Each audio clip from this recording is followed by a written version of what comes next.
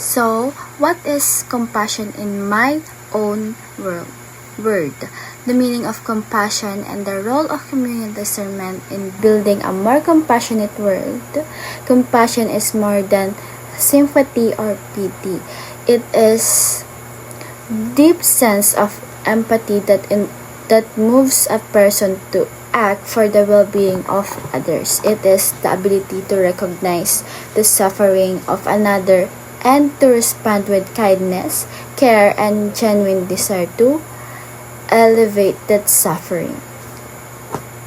In essence, compassion is not passive, it is an active force that inspires us to extend help, understanding, and love to those around us. This virtue is expressed in many ways, both in our relationship with people and in our treatment of the environment. Toward others, compassion can be seen in acts of generosity, respect, and solidarity. It is present when we listen to someone's struggles, offer support to the vulnerable, or share our resources with those in need. Towards the environment, compassion is expressed through responsible stewards of nature, caring for the earth by reducing waste, conserving resources, and protecting ecosystem shows that we value not only our present lives but only the future of generations to come. To harm the environment is to harm humanity itself, for our lives are deeply interconnected with the health of the planet or our earth.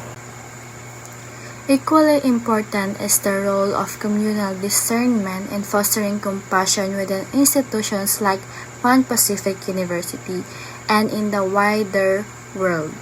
Communal discernment is the process of collective reflection and decision-making where individuals come together to seek what is good and just for all.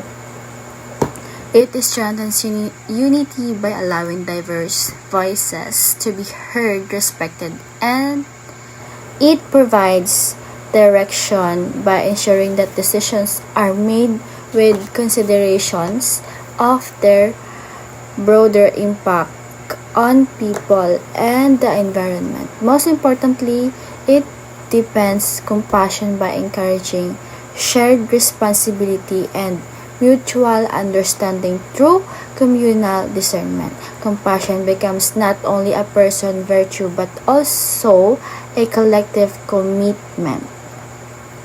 Okay, in conclusion, compassion is the active expression of empathy and care manifested in our treatment of both people and the environment. When guided by communal discernment, compassion transforms communities into a space of unity, responsibility, and hope. In Pan Pacific University and beyond, this shared practice can help build a world that is more humane, sustainable, and truly compassionate. Thank you.